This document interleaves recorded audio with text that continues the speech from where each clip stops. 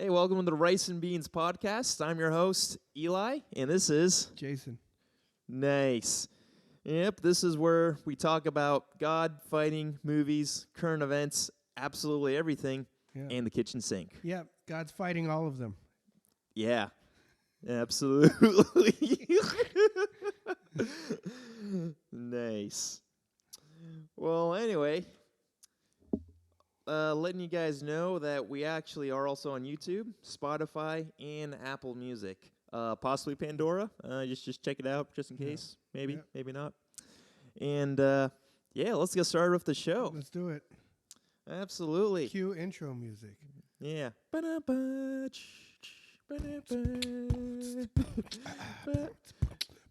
As you can tell, we have different thoughts about it.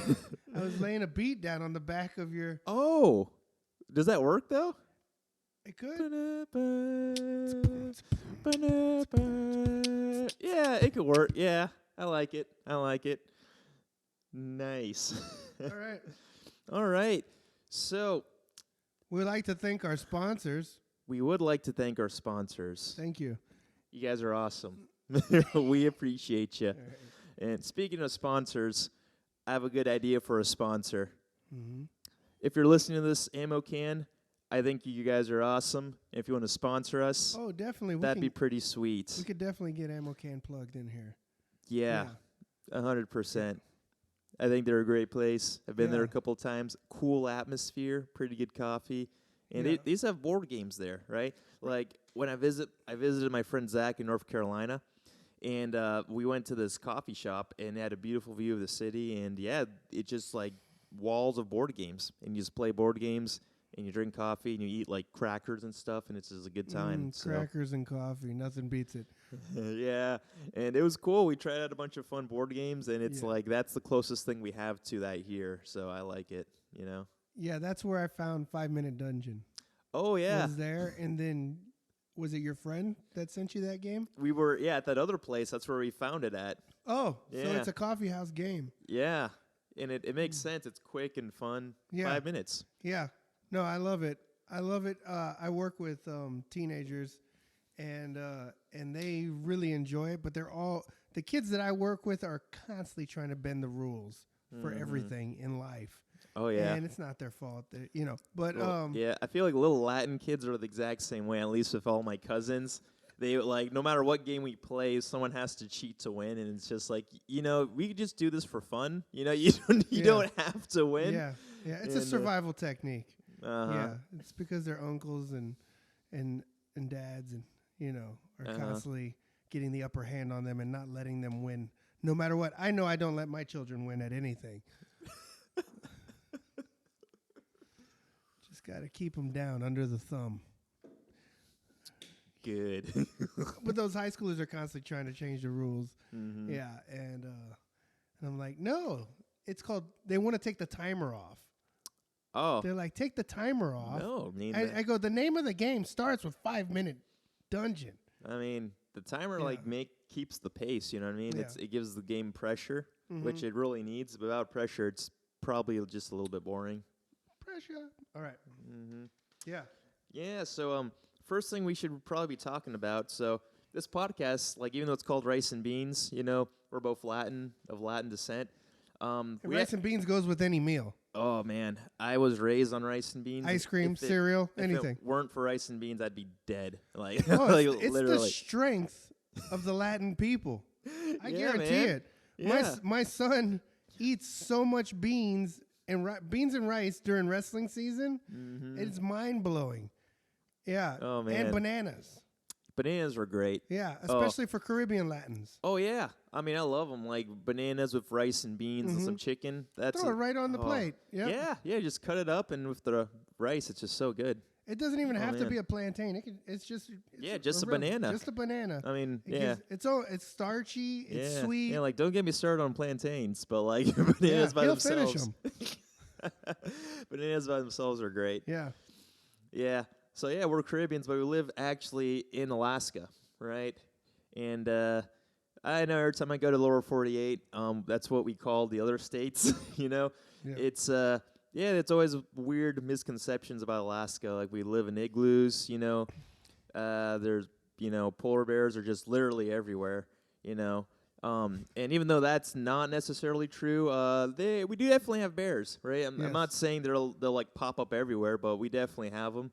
And especially this year, there's a lot of bears. Especially this year. This year's been a bit notorious when it comes to like bear attacks and whatnot. And it's pretty interesting. Like I love going on hikes, and I'm just like, well, I'm just gonna do it by myself, and that's cool and all.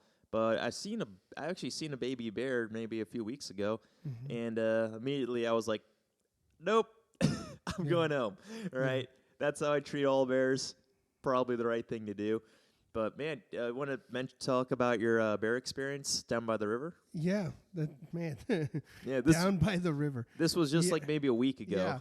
Yeah, me, my son, and his best friend, who was up visiting from Florida, we were hitting some fishing spots, all along the river, and we started in our hometown, and then we moved up the river, and we ended up settling in the Russian River, and we parked in the parking lot there, and the parking lot was maybe about 30 yards from the bank of the river. And we went down there and we were out there fishing, and we were the only people on one side of this river bank and one other dude. And then everybody else was across the river. They catch a ferry at the Russian River, and it kind of pulls them across the river. And so most of the people were on that other side of that river, and we were on the near side to the parking lot. And then, we're there fishing, beautiful mountains in the background, wonderful day, and I look over about 150 yards, 100 yards. So, a couple of bears walk out, and they're kind of snooping around the water, snooping, puddling, nosing around the water, because there's fish in the water. And then he pops his head up and notices that we are on his side of the river. Oh. Yeah, and it almost broke out into West Side Story. And he's snapping his fingers. If he had thumbs, I'm sure he would be snapping his little bear paw, which they weren't little. This bear was humongous. Just a bunch of jock bears, just angry finger snaps. You're a jet. Yeah, and he's like, don't even get me started on West Side Story. The guy running down the alley screaming Maria, and only one Puerto Rican sticks her head out. Come on, there would have been at least 100. Bottom line, 100 women sticking their head out named Maria. My mom's named Maria. I feel like Maria and Amanda, you'll always find them in every Latin neighborhood. Oh man, there's a yeah. Okay, so sorry, keep going. So here he is, West Side Story bear. He notices that we're on his side of the river. And he gets very territorial, and he gives us a bluff, a false charge. Boom, like a couple of stomps.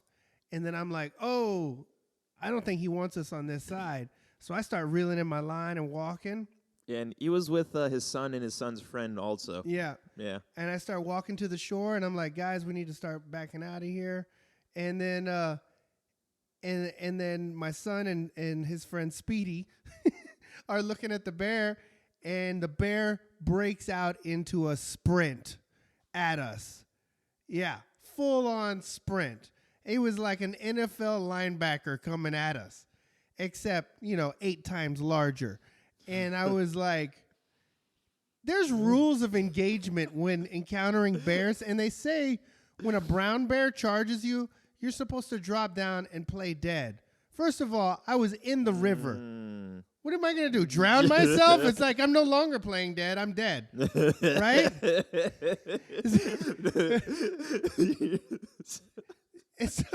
and so I was like, my first instinct, as always, was to run. And they say, don't run because he'll see you as prey.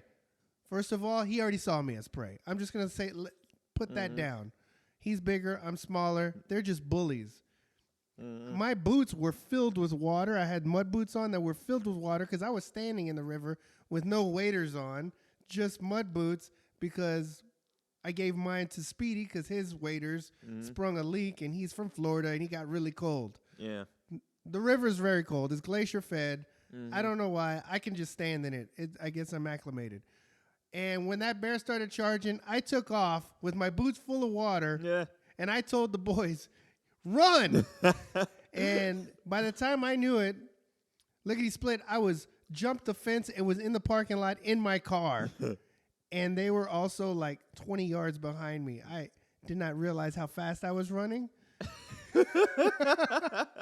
And I didn't know I still could run that fast. Oh, man. I got knee surgery, back surgery last year, discectomy. Yeah, and it's like and I was gone. yeah, and like his and Isaac and Speedy, they're athletes. They're major athletes. Seriously, right? They're in high school, Yeah. extreme athletes, and with all these injuries, just like pew. Yeah, they're my son's that's at a hilarious. national wrestling tournament right now. He's 16 years old. He weighs 150 pounds, and he is not fat. Not at all. Yeah, he can literally jump over anything and run forever. He's strong as an ox. And Speedy was also a state wrestler in Florida, and they both been doing jiu-jitsu since they were fetuses. You know, they are not out of shape. They're not, sit-at-home gamers. These kids wrestle, do jiu-jitsu, and they fish. They're outdoorsmen, and they're active. Yeah. And me, I'm not an old man, but I'm not a young man. And at 44, I outran them. I feel I have mixed emotions because I feel good about outrunning them, but then I feel bad about outrunning my son. Yeah. And leaving him as lunch. But, he lived his life. He's accomplished so much in his young life, and I'm super proud of him. Yeah. Awesome. So that's all I got. That's not the first time I've encountered a bear. Yeah. Yeah, he's got another bear story, and Yeah. if you talk with anyone who's been in Alaska for like more than 2 years, they've probably got a bear story. Oh, yeah. Especially hunters. Like every hunter, be like, oh, there was that time when that bear was chewing on my leg. Yeah, I'm going hunting next week again. Yeah, it's good. It's great. Well, immediately we never walked back stop. out. We walked right back out to the river and continued fishing. My goodness. Jason. The bear. We walked out. We peeped over. Right. The bear had went back into the woods. He was like, I chased him off. I'm good. And so we just started fishing. And then almost immediately after that, a humongous eagle swooped down and picked up a fish carcass and flew off. Wow. And that was cool. That sounds awesome. Yeah. Yeah. It was a great moment. Yeah. I mean, like, We experienced a lot of Alaska in that moment. I've never really seen like an eagle like extremely clear that wasn't at the dump or in Homer. Oh, right. You know right, what I mean? Right. Yeah. Homer is the capital Yeah. for eagles. And the dump, there's thousands of them there in the winter. It's honestly, this is gonna sound kind of dumb, but like the dump in the winter is such an interesting place. Yeah. Because it's just the wildlife. Because there's like a pack of seagulls, crows, and eagles, and they're Yeah. all like fighting for dominance of the dump. Yeah. And you could like sit there and do Oh, like yeah. a National Geographics about like the war that's going on between these like tribes of birds. Yeah. It's pretty interesting. Well, it's pretty interesting. It is interesting. There are documentaries about dumps and landfills throughout the world with like the wild dogs. Oh, and wow. and then like baboons in Africa, there's a landfill, Ah. and the baboons stealing these dogs. What? They And steal dogs? They steal dogs as their puppies, and they train them to watch their baboon kids, pups. I don't know Oh what my you call a goodness. baboon baby. Yeah. And then the baboons go to war with other baboons over territory within the landfill as Dude. dogs babysit or watch dogs. They train these dogs to watch them, and the dogs become like family. You see these baboons petting them, feeding them, walking. It's crazy. Dude, that's almost terrifying. Yeah, I mean, Planet of the Apes level. Yeah, Scary. Yeah, but they're not apes. They're monkeys. They got tails. Okay, all right. Planet of the Monkeys. Planet of the Monkeys. Yeah. All right. Sweet. Sounds good. Yeah. Yeah, so after like those bear stories, I pretty much was like, I need a gun. Like that, and like we went on a hike, right, on a popular trail up here called Skyline. It's one of my favorites. Yeah, and then we met a guy who looked exactly like a combination of our friend Lynn and Yeah. Chuck Norris. Yeah. Right? So we Yeah. called him Chuck Ganter. Yeah, Okay. because Lynn's last name's Ganter. Yeah, pretty much. And yeah, he was carrying a gun, and I'm like an actual like full size gun. It was not like a just 45-70. It was a bear gun. yeah, Yeah. not like a handgun or something. So I'm like, I mean, handguns can defend you against bears, but it's like I want a big one. Yeah, You know what I mean, definitely. yeah, Definitely. We've had guns in our house, but we have so many children in our house. We have so Yeah. much traffic in our house, Oh, and my man. wife is All the time. adamant about not having guns in the house. yeah. Yeah, Yeah. and I just what? His house is a party central, pretty much. Oh, for sure. I Yeah. have 5 kids of my own, and then their friends coming in, and then on top of Yeah. that, our friends bringing their kids. Yeah, and then Yeah. they have like a busy place. At any given moment, our house has sometimes up to 25 people in it. And like I know, man, like maybe it's just because I'm Latin, but like I like that. You Yeah, know I what like mean? it too. It feels natural for me. It does Yeah. something about it does feel very natural. Yeah. And like I'm an introvert, so it's like I like peace. You know what I mean? Yeah. But I also like that stuff too. Yeah. So it's weird. I live in a weird world here. Yeah, that's cool. Yeah. Yeah. Yeah. So yeah, that's pretty cool. And looking at that. So hey, moving on to a different note.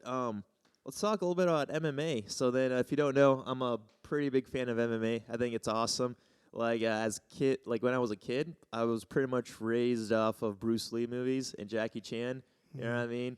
And it's like a Drunken Fist, Yeah. Enter Dragon. Yeah. The Young Master, that was my favorite from Jackie Chan. It was pretty That's good. good. Yeah, he was a young master. It was good. That's a good title. Indeed. I love those Jackie Chan titles are always they're like Steven Seagal followed in the title. Yeah. Like martial arts movies. It's like, Hard to Kill. He was Yeah. hard to kill. Yeah. Above the law. He was above the law. Under Siege. Under Siege. And there's and they're always like 2 to 3 words. Yeah. Or 3 syllables. I thought he 3 pretty much syllables. he perfected like the 90s action titles. You know what I mean? He did. He did. He stole the glory from Arnold and Stallone. Yeah, a little like, bit there. Yeah, because Predator, that's a classic title, classic movie. Rambo, nothing else needs to be said, right? Right. Oh yeah, John Rambo. Yeah. He drew first blood. Yeah. Yeah. Yeah. Yeah, for sure. But huge fan ever since I was a kid of martial arts. And back then in the 90s, I'm just like, karate. No one can beat it. It's invincible, right? Yeah. And then Did you take karate? No, I begged my dad to, but my sister was like, "Don't, no, he'll beat me up," because she always picked on me. Yeah. And then I would try to fight back against her, but I would get in trouble for hitting a girl who bullies me. You know. And karate doesn't work love against you, sis. Karate doesn't work against sisters. I took karate. I took karate for 3 years. And that should be in the disclaimer for like the dojo does not work on sisters. It does and not family. work. It just doesn't. Yeah. Hands down, karate doesn't work against any level of sister, right? A nun, it doesn't work against a nun. That's a sister. It doesn't work against any sister. Yeah. A black lady. Oh, she's a sister. Sister. Yep. That old TV show, Sister. Tia and Tamara? Doesn't work on 'em. Doesn't work on them. Karate does not work on them. Yeah. Yeah. Well, Yeah. Sister wives, Mormons, doesn't work on them. oh, jeez. Yeah, All right. sorry, I went there. Yeah, I took karate, and my sister was so mean to me. Oh, she was older than me. She's 6 years older than me, and she was a lot larger than me. I'll just say it that way. And she would sit on my chest, and would punch me in the chest with her knuckles, right? And then, oh my goodness, yeah, and with the death knuckle, and then The you know, it's not like a normal fist. It's like the medial digit of the phalange as and she would just poke me in my chest and until I would scream and then she would spit in my mouth. Yeah. And there was times where she would pour soda on me afterwards. Oh man. Yeah. See, that's just like sadistic, you know what I mean? Oh, that's like, my sister. Don't mess with her. I mean, like, She's my sister evil. was pretty bad. I mean, I'm sure I definitely asked for it looking back, but like, I didn't ask for all of it. Yeah, right. Just some of it. But yeah. Anyway, going on to MMA, self-defense, pretty much. So like sister defense, sister defense. Someone needs to make a course for it. You know what I mean? Sister defense. Yeah. So yeah, pretty much. And like yeah, we just couldn't afford lessons for that kind of thing. You know, like they tried to put me in those YMCA sports. That's but where I did karate. Was in YMCA. What? Yeah. Yeah, see, our YMCA didn't have karate or any of that. Your YMCA sucked. It had like soccer and basketball and We had that. maybe baseball, and I tried all of them. Yeah. And I didn't 100% suck at soccer. The other ones I 100% sucked at, Yeah. man. Like, I'm a Yeah. Dominican, and maybe compared to some Americans, I'm good, but I'm really not good. Just letting you know. You're ashamed to your country. Yeah. I'm not one to speak because I mean, like, my mom's Cuban, my dad's Mexican, and I mm-hmm. suck at baseball. Yeah, all I can do is bat. I'm a decent batter. Yeah, and I'm a decent batter. That's my only contribution to baseball, pretty much. So with the baseball thing, I think I probably would have been good at it. First of all, I was just bored. Mm-hmm. It was just not enough full contact for me. Yeah, and honestly, this is gonna sound so stupid, but no one really taught me how to throw a ball. They just gave me a ball and like just throw it, and I would throw it and go like 4 feet. Yeah. Right? And then they're like, "Geez, you suck," and no one actually told me how to throw the ball with like your hips and like the whole motion to it. Okay, and it's just kind of like MMA and baseball. Uh-huh. Derek Lewis throwing the pitch. Did you see it? No. Oh my goodness, you need to look it up. Derek Lewis throwing the pitch. I forgot for what team. Mm-hmm. And the ball travels maybe 8 feet. You gotta teach people this. You just don't know how to do it. He threw it like he was throwing a punch, like an overhand right. Yeah. And he just threw it right into the dirt. Dude. Yeah, and it was on a major league field, which the pitcher's mound to the home plate is like, I don't know, 2 miles, and and he didn't make it a block. Yeah, it was totally. And he started laughing. I feel like if he knew technique, he could probably send it, man. He seems like a strong, big guy. You know what I mean? I don't think so. Oh, really? I think he could hit it. I don't think he'd be a pitcher. If you look at pitchers, they look more like basketball players. They're like lanky. Ah. They got that long arm, and their arm is like a whip. Yeah. Yeah, it's a full body like move. Yeah, I had a friend, Alejandro Espinoza, and he was also a Dominican.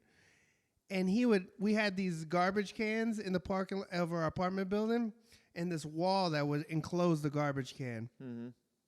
And he would get back, I don't know how many parking lot spaces. He already had it measured out, and he would throw a baseball at the wall there every morning on the weekends, every Saturday and Sunday morning, and you could hear it through the whole neighborhood. Hit him. His baseball, his pitching, hitting that wall every morning. Wah-bah, wah-bah. And I'd go out. He'd wake me up. And I'd go out, hey, morning, Alex. And then he'd be out there just pitching. And I got to watch him. And he was just a child. I'm talking about he was like 12 years old. And he could pitch. I don't know how many parking spaces it was. Dude. But it was a far distance. Wow, he's like accessing that gene. Yeah. I mean? He ended up playing. I know he played college. I don't know if he went into the majors, but he made something of it. He used baseball and it carried him. Dude, all right. Well, that's awesome. So yeah, pretty much longtime fan of MMA, right? And finally got into a fighting gym when I hit senior year of high school. You know, you'd finally afford one. That's awesome. And that's where pretty much started out. And like the fight that actually got me into it was Diego Sanchez versus Clay Guida. Ooh, nice. I don't remember if it was the first or second one, but either way, all-time classic, man. Yeah.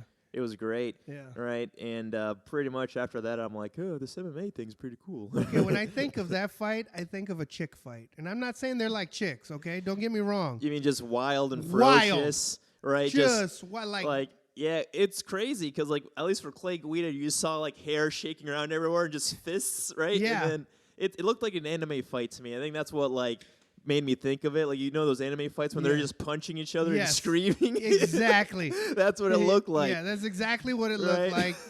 And not to mention, Clay Guida looks kind of cavemanish. He does. The way his fight stance is wild. He looks like an old representation of what people thought MMA fighters were like. You know what I mean? Honestly, he looks like if you were to shave a chimpanzee and throw a wig on it and put some shorts and gloves and let him go ham. It's like, hey, is that Clay Guida? No, it's a shaved chimpanzee with a wig on it. Virtually identical. Spitting image. All right. Spitting image. Yeah. Yeah, so that was pretty awesome. And yeah, Jason's a jiu-jitsu coach, right? Yeah, I coach jiu-jitsu. Yeah. I got into martial arts as a child. My dad was a martial artist. Mm-hmm. He did judo and he did karate because that's what you do when you're growing up in the 60s at post Vietnam War, and he was in the Navy, so he has like that experience or that influence from military bringing martial arts into America, right? Yeah. And then he influenced that on me, and we would watch Kung Fu Theater every weekend on Channel 39 WDZL in Miami, Florida, and so I was just like you, just starstruck and overcome with everything Kung Fu, right? I believed I was a ninja. Every day I was a ninja, man. Yeah. And my best friend Nicholas Lopez, his mom worked at the Flea Market USA in Liberty City, and we'd go there almost every weekend, as much as we could. And she sold like these Bobo shoes. We call them Bobos. And that's like knockoff shoes, which eventually turned into Payless Shoe Store. So I'm not saying hers turned into Payless Shoe Store because she'd probably be a billionaire, but it didn't. But like, those knockoff shoes that weren't Nikes, right? Or Reeboks, they'd look like them. Yeah, so that was what she did. She sold those shoes, and we go and hang out at the flea market, and there was a guy that sold a weapons section. Yeah. And he sold throwing stars, shurikens. There's always that guy. Always that guy. The lipstick that you turned it and like a razor blade or a knife came out. That's right. Crazy. Yeah, he had like all kinds of cool stuff, right? And we were just like, oh man. And we'd save up our money. I don't know if he was allowed or if it was legal for him to be selling this stuff to children. Right. But he was. And we had all kinds of weapons, man. Yeah, that's pretty much how I got my first pocket knife. Yeah. Was that a flea market? Yeah, there was a guy who sold them, and he sold me one for like $5. He's like, yeah, every kid needs his first pocket knife. Yeah. And I'm like, thank you, strange man. This is awesome. Thank you, strange man. Yeah, definitely flea market lifestyle is that way. And I think because it's like a lot of third world country people are working in flea markets, right? And they're like, you have to survive if you want to eat in the city. Yeah. But honestly, just having a pocket knife is a practical tool, honestly. It is. For cleaning your fingernails, opening DVDs. Like, pretty much after I carried one, I realized all the times I needed a knife. And I'm like, why didn't I have this with me the whole time? Exactly. You know what I mean?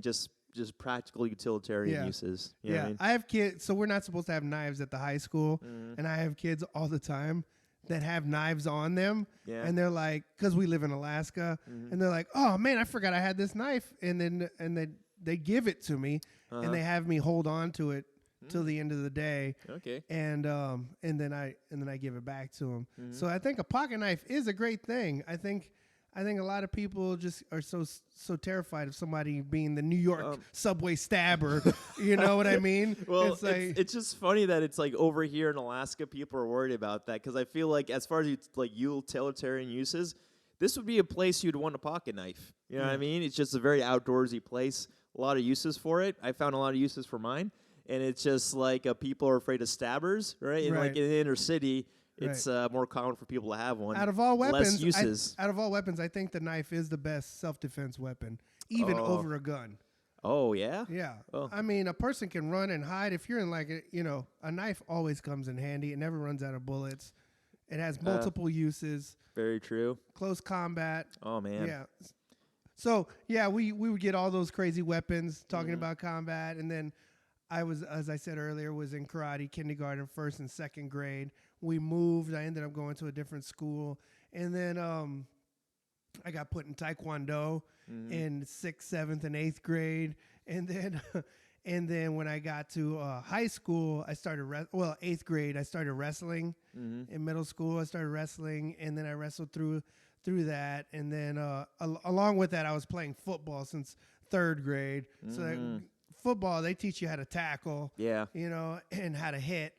And then that went on. And then the neighborhood I grew up in, we were always fighting each other. We would have fights all the time, like organize fights in Yeah. our neighborhood amongst Yeah. the children. And he grew up in Hialeah, Miami, right? Yeah, Hialeah, all over Miami, really. Mm-hmm. North Miami, Sweetwater, Carroll City, all those different areas. And all those areas, there's just like a lot of poverty, Yeah. right? And there's a lot of, where there's poverty, there's people trying to, Oh yeah. do things illegally Of course. to get stuff because they don't have money to buy stuff. So we were always learning these habits, especially from the influence of the older people. Nevertheless, ended up, finding jiu-jitsu later on though. And I at about 27 years old, the first fight I saw was Frankie Edgar and Tyson Griffin. Oh, dude. And when I saw that fight on the UFC, that wasn't the first fight I saw. Okay, we watched a lot of UFC, right? Yeah. And I saw the first ones in the 90s with Hoist Gracie and all this stuff. And I remember everybody in the neighborhood was like trying to do Hoist Gracie stuff. And they didn't know how to do it. And we had Carlson Gracie Gym in Miami. And I was invited to go to it a lot by people that are actually black belts and really good at jiu-jitsu today. And I remember them inviting me, and I would be like, dude, I don't need to go. I could beat you in a fight. What do I need to go? And they were like, no, it's not like that. I think you would love it. And I was like, I know how to fight. And it's true. I didn't know how to fight. And I never had a problem defending myself. But there's more to jiu-jitsu than just fighting. It's a lifestyle. And I wasn't aware of it. And my friends were trying to introduce me to it. My Brazilian friends were trying to introduce me to it. And, but at 27, when I saw that first Frankie Edgar Tyson Griffin fight, me and my brother-in-law, we were watching it, and I was just like, dude, I could do that. These guys are throwing punches and wrestling. And I was like, I could do that. And I also knew how to do kicks from Taekwondo and karate. Nice. And so I was like, man, this could come and this could happen. So I started training to do a cage fight. And and then I eventually I found some people that were like garage warriors training in garages. Yeah. And warriors. one of them actually went on to win the belt at AFC, and a couple of other ones were UFC prospects that could have gone to the UFC, but they chose to stay and take care of their family. So they were really good wrestlers, and they had a knack for fighting, right? And then I ended up stumbling into a local gym that was put together like that, I think that month, and they had it was a gym that had already taken members from another guy. There was a guy, Rob Couture. He claimed that he was Randy Couture's relative, and I think he was. I'm not sure, but he actually knew MMA, and with strikes and setups for entries for takedowns and all this stuff, and yeah. So I started training over at that other gym, and then I learned really quick. I trained with him for about 9 months, and then we moved down to South Florida, and that's where I jumped on American Top Team. Dude, all right. And then man. fell in love with jiu-jitsu. Yeah, and for those who don't know, America Top Team, it's pretty much right now the best MMA gym in the entire sport, right? Pretty much. I know AKA is up there also, but man, they just have an insane track record right now as far as champions, interim champions, just win streaks and big names. Yeah. So that actually leads into a really good fight happening actually today. Yeah. Right? We got McGregor versus Poirier. Yeah. Three. Three. Pretty crazy. The search for more money. Pretty much, man. I was quoting Spaceballs there. Well, that's really what it is, though. Yeah, because like after the second fight, like if Poirier fought for asked for promotion for a title, he would have got it. You know what I mean? He would have gotten the title shot. Definitely. But yeah, man, I know he has a foundation. I think he took this fight because he wanted to probably help out his foundation a bit more with the income that a McGregor fight would bring. Yeah. But what are your thoughts on the fight itself, number 3? There's nothing like trilogy, right? Yeah. And a tiebreaker. Mm-hmm. There has to be a tiebreaker, right? Yeah. And I think it's going to be entertaining. I think it's going to be another fight. Mm-hmm. I really look forward to the stand-up exchange. I think McGregor's trained for that low kick, that calf kick, and Poirier looks very relaxed. Yeah. And he looks happy. Mm-hmm. In all the interviews and everything, there's a peace about him. I feel like and it feels like McGregor is the opposite. The contrast to Poirier, and McGregor looks aggressive. Oh yeah. And I almost feel like he could get tilted. Yeah. I told him what tilted was the other day, and I'm happy. I'm pretty happy that he's using it now in sentences and stuff. But I feel I think he was tilted since the second. No, actually, either since the second fight or since he fought Khabib and lost.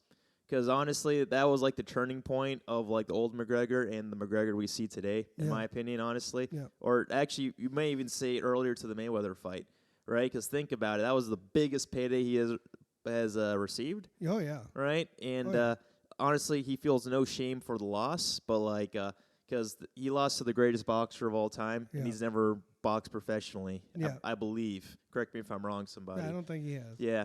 So he's a Taekwondo guy. Yeah, so pretty much, yeah. Like, I think after that fight, it really changed him to, like, a different kind of mindset. Yeah. And then, because think of it, like, before the Khabib fight, I know, man, it was pretty uncalled for, some of the stuff he said and did, and we all know what happened there. But, after he lost, man, he's still denying that loss to this day. You know, to me, that's just, like, that kind of mindset will always make you lose. Yeah. And he did beat Cerrone. But we could go into that if you want, man. Cerrone has his own demons he was fighting. Okay, that was pretty cool, all right? Not going to lie. That was pretty cool. But, definitely, man. He beat Cerrone, but definitely he didn't take the second Poirier fight too seriously. Yeah. Took an L. And I'm sure he is taking this fight seriously, but if you watch the interviews, like you mentioned, he doesn't seem like he's in the right mental space, right? Especially since, like, he just recently said, I don't count fight like losses that aren't knockout aren't actually losses. You know, that's what he says. So he's like, that's loser talk. That is loser talk, right? That's loser talk. It really is. That's an excuse. Yeah. Anytime somebody's making excuses, they're a loser. And like they're not learning. Yeah, and it's like, to me, that's just taking it personally. Yeah. You know what I mean? And he seems like the kind of guy who can't really, pretty much if he takes it personally, he's not going to be fighting at his best. Yeah. And if you're going to beat Poirier, you need to fight at your best. Yeah, he's not owning his mistakes. Yeah. Yeah. Yeah, pretty much. Yeah, and Poirier, he may be the most well-rounded guy at 155, one of the most well-rounded guys in the UFC, period. He's good everywhere. Yeah. And no matter who he fights, it's not an easy fight to fight Poirier, right? Yeah. At all. Yeah. And pretty much, I do got Poirier just because of the mental game. Mm-hmm. But definitely, like, if McGregor comes out 100%, he could 100% knock him out on the feet. Oh, for sure. McGregor's coming for the kill. And Poirier needs to know that. McGregor's not coming to dance. He's not coming to exchange. He's coming to put him on. He's coming to put him out. He's coming to sleep him. He like wants vengeance, you know, like his whole pride's hurt. I mean, especially because you know the whole exchange he had on Twitter with about the donation after the second fight. He's like, I'm gonna give $500,000 to the foundation for kids and stuff, and then that's near and dear to Poirier's heart. Of course. And then he never did it, and then Poirier asked him like, so where's it at? And then McGregor was just acting weaselly. I'm just going to call it for what it is. Yeah. You know what I mean? About the whole thing. And then, like, out of spite, he went and gave, like, $500,000 to, like, the YMCA in the same town. Right? I believe it's the Boys and Girls Club, actually, or one of those organizations. Yeah. Just out of spite, you know what I mean? And I'm glad he's giving it to, like, a good cause. But at the same time, it's like he's not owning up to what he said beforehand. You know what I mean? Yeah. So, anyway, to me, it's pretty easy to see who the marketing villain is on this equation. Yeah. As far as I'm concerned. Yeah. But at the same time, as far as skill wise go, it's almost down the middle. You know what I mean? It's anybody's fight. Yeah. Poirier is tough as nails. He doesn't quit. Yeah. McGregor quits. He quit against Diaz. You know. Yeah, like it seems like if he's tired, and someone's on him. He gets a little tappy. He makes excuses and he gives up. He's pampered. He's almost a brat. He relies too much on his natural attributes, you know, and And the thing is, he doesn't have the mental game advantage here against Poirier. He doesn't, right? He lost that. Earlier in his career, you know how he got in Jose Aldo's head? Because, like, on paper, I'm like, Aldo's going to eat him up. But, man, that mental game, that whole mental tactic, it worked perfectly on him. Worked on Alvarez. Yeah. But, like, Diaz didn't work. Khabib didn't work. Poirier this time, not going to work. Didn't work the second time either. Yeah. So it's like one of his biggest assets to win fights is out the window. Yeah. Well, that's what I've noticed with his losses. If McGregor's game is shut down, he doesn't have the reset. You know, he doesn't have the reset. He doesn't go back to his corner and reset his game and change a different strategy. I haven't seen that in him. He'll keep going with his step 1, 2, 3, step 1, 2, 3, and he's a striker, right? So he stays with his style and he stays confident to his game plan, which I agree with. That's great. But what happens when they shut his game down 100%? He loses. He loses mentally, and because he loses mentally, physically his spirit is down, and his spirit draws his physical attributes down. And, So that's pretty good. So like, what's an example of someone who would go through that but could still come back? You know what I mean? And change the game up. Yeah. Ooh, that's a good question. Yeah.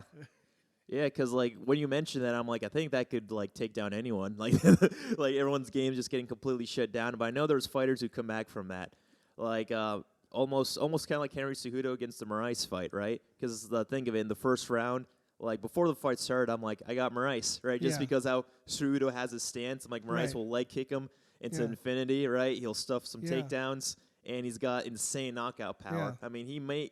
Aside from Francis Ngannou, that streak Moraes went on may be like the most terrifying contender streak I've ever seen, right? And then, after the first round, after Moraes ate up Cejudo's legs, he went back to his corner and just dominated him for the next couple rounds.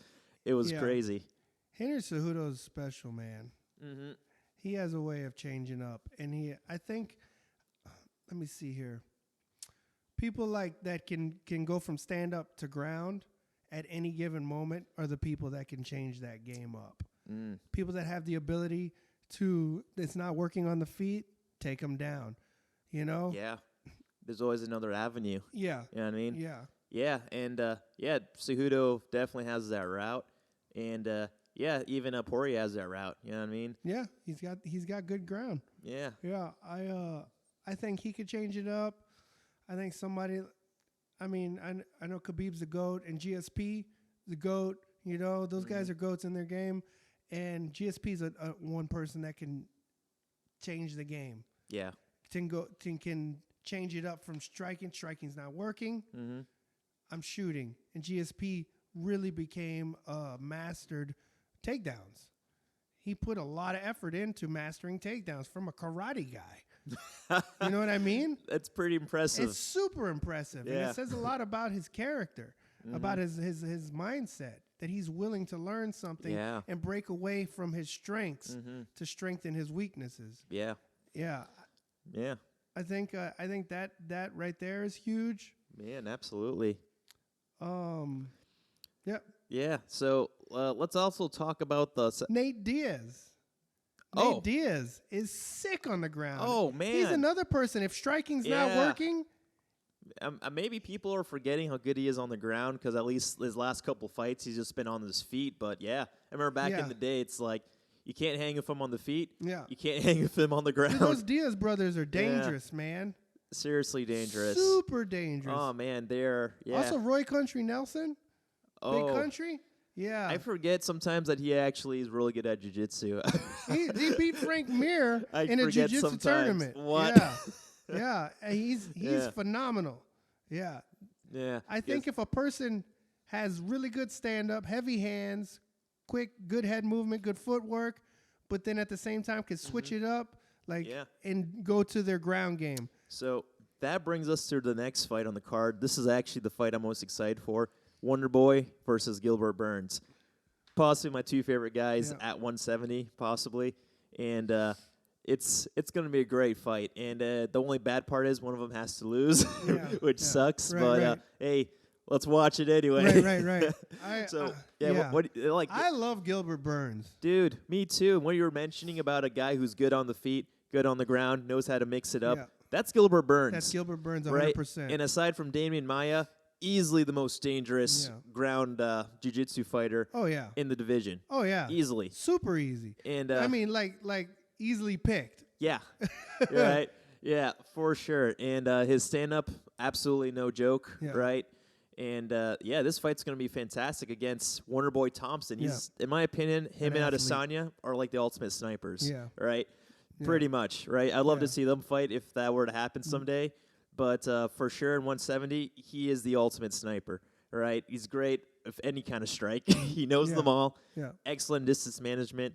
And it is about distance, angles. Yeah, for sure. And honestly, extremely hard fight for both guys. But what do you think? Man, I'm always going to go for Gilbert Burns. He's just your guy. He's just my guy. He trains out of Miami out of Fight Sports. Yeah. You know, and I'm familiar with those guys. He's with Cyborg and Wagner and all that. Those two teams are very strong in South Florida, and they bring out some really good jiu-jitsu guys. They got so much training partners, so many training partners there to really push each other. Gilbert Burns, he pushes his body and he trains hard, as every professional should. And I just watched him compete against Rafael Lovato in a jiu-jitsu match, and he beat him. And it was he's so fast and explosive and powerful. Yeah, and when you say Rafael Lovato, are you referring to like the former Bellator champion? Yes. Yeah. All right. That guy.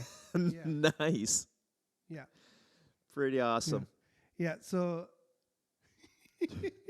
Rafael Lovato, he has DVDs out. He's a champion.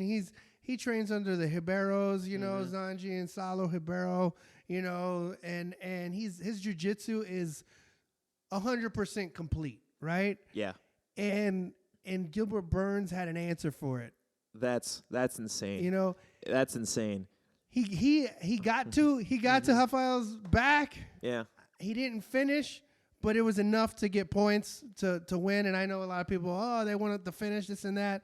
I'll tell you what, the whole point system there is in jiu-jitsu is there for a reason, and it's to award points for progression on position advancement.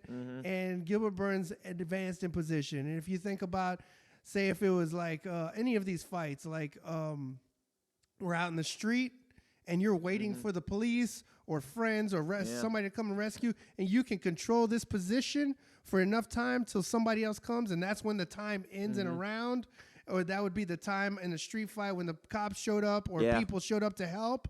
That person lost the fight. Yeah. So like people that say like McGregor, like, I only win by knockouts, or if I didn't get knocked out, it's not a win. Yeah. First of all, it's a sport, and there's rules, and the rules are made to best, simulate an actual fight. Yeah, and for sure. And that's a bit ridiculous because, like, I mean, Khabib, right? If the cops weren't there, if the ref wasn't there, he'd be dead. He'd be ground beef. Right? Oh, my Lord. Same with Diaz. His head would have popped off. And the scary thing about the Diaz fights is, like, Diaz makes a lot of excuses also, but like he's kind of right because like at the end he's always fresh, right? Yeah. And he's like, if the fight kept on going, I would have won. And it's like, I think he's right. You know what I mean? Yeah. Like if there were no refs or no time limit, he would he'd punch him into oblivion, right? Oh yeah. He never gets tired. Dude, it's crazy. Those Diaz brothers are super impressive. Yeah. Which I don't know if it's on your list, but the the Robbie Lawler. Nick Diaz. Oh, they're targeting that. Yeah, dude, for September or something. That's gonna make me sad. What? Dude, for one thing, if either of them like lose badly, it's just gonna hurt me in the fields. And have they fought before? Yeah, it was a classic, man. And the thing is, they want to redo it, but dude, Robbie Lawler is not the same guy, right? No, he's not. No, neither of them are. I mean, true. They're older. But dude, man, like Lawler's last fight, I think. Correct me if I'm wrong. I think he fought Magny or someone else, but like he did not look good, man. He definitely looked like a shell of his former self. And it's like, even though Nick Diaz was on a serious layoff, I could still see Nate Diaz just lighting up Lawler and breaking my heart in the process. Yeah, So, Robbie Lawler has been my favorite fighter dude, for a long time. Robbie Lawler is everyone's favorite fighter. Jason, I'm letting you know, him and Justin Gaethje, everyone's favorite fighter. Yeah. All right. Yeah. But that's actually not on my list, but it's definitely good to talk about. But let me go back to Wonder Boy real quick with the Burns versus Wonder Boy, because I'm actually pulling slightly more for Wonder Boy than for Burns. Okay. Even though I love them both, and I wish him best of luck, man. But yeah, dude, Wonder Boy is extremely good. And I think after the Woodley losses and that like freak Pettis loss, people are they're forgetting how good he is, man. He's still insane. He's really old in the game, and really, I want him to see him fight Usman. He's the only guy who Usman hasn't beaten in the top 5. Right. And just to finish the list. Pretty that, and also, man, I would love to see Wonder Boy get another title run. I'm obviously biased. I love Wonder Boy. I think he's great, both like as a fighter and just his personality as a human being. He's phenomenal. Right. And 100%, that style is very interesting, right? Like Wonder Boy has insanely good takedown defense, right? Like Woodley took him down once per their fights, and I think that's about it for like 9 years. That's pretty good. Yeah. Something like that. Yeah. Right. And Tyrone Woodley's got great takedowns. Yeah, pretty much. So then Usman's fighting a guy with insanely good takedown defense, insanely good distance management, right? A complete sniper. 100% Usman can knock him out, but can he ever land that clean shot? That's the real question. Yeah.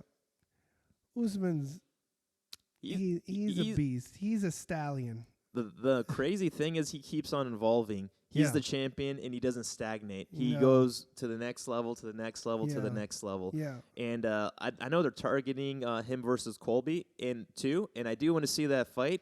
Yeah. But I'd rather put that one on the back burner, man. Yeah.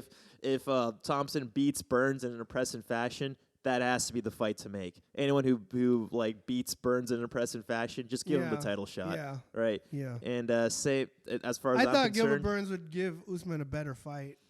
Yeah. I mean, I thought it a great fight, but I maybe because I was pulling for him and I was pulling for him too. I really thought he had all the stuff on paper to beat him. I didn't hard to say what really happened. Like maybe it was a mental thing. I'm not sure.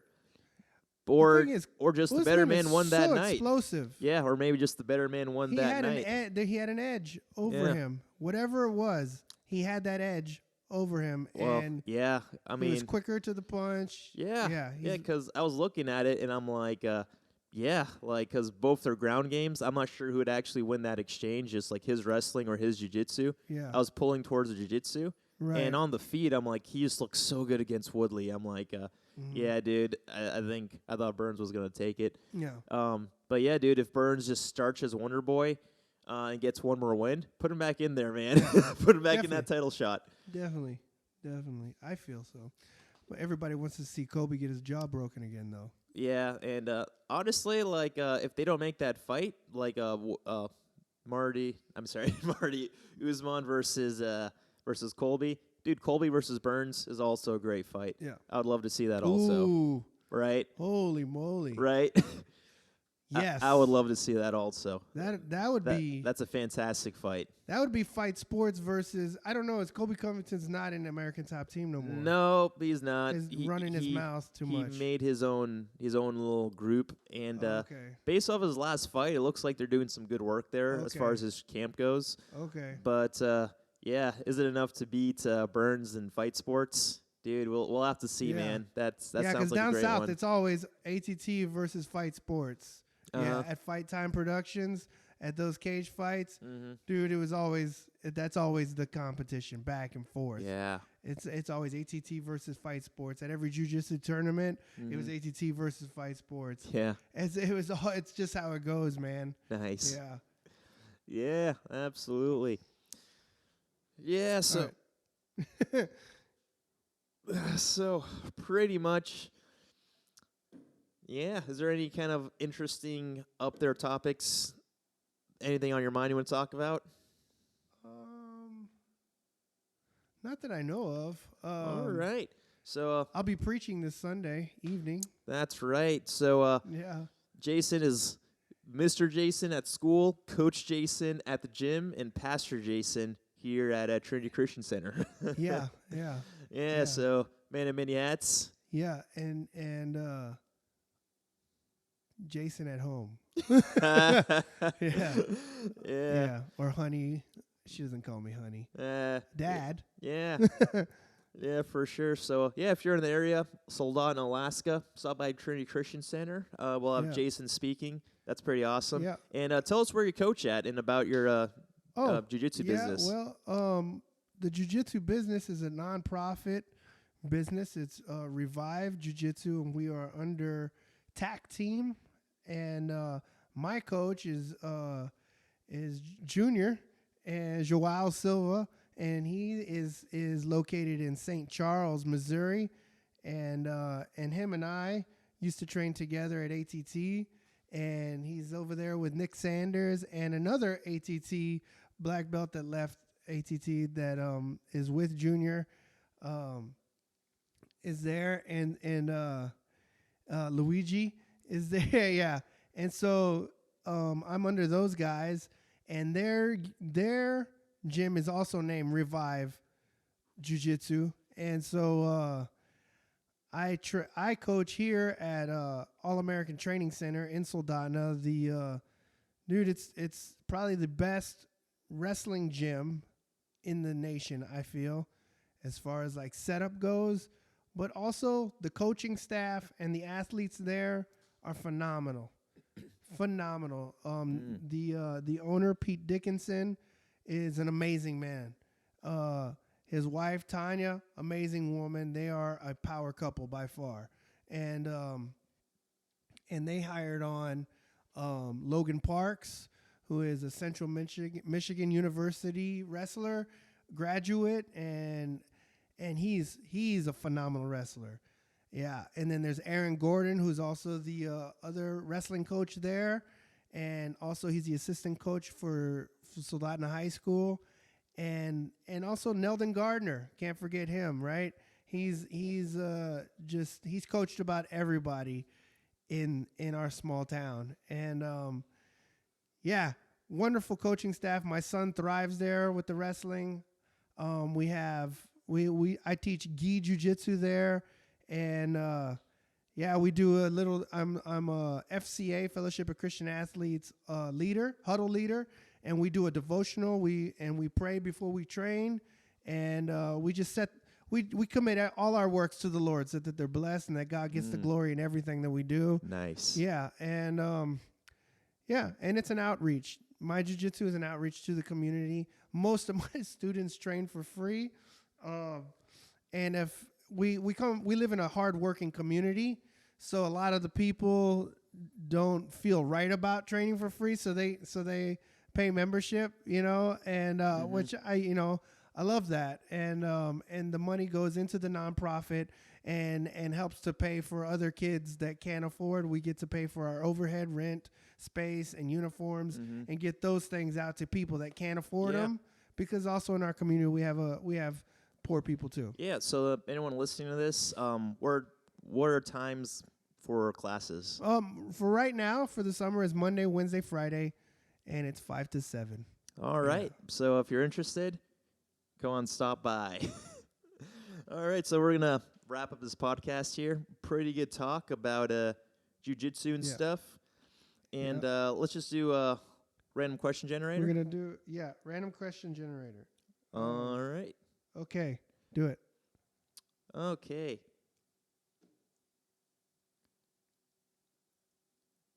All right, so what inscription do you want on your gravestone? I told you I was sick.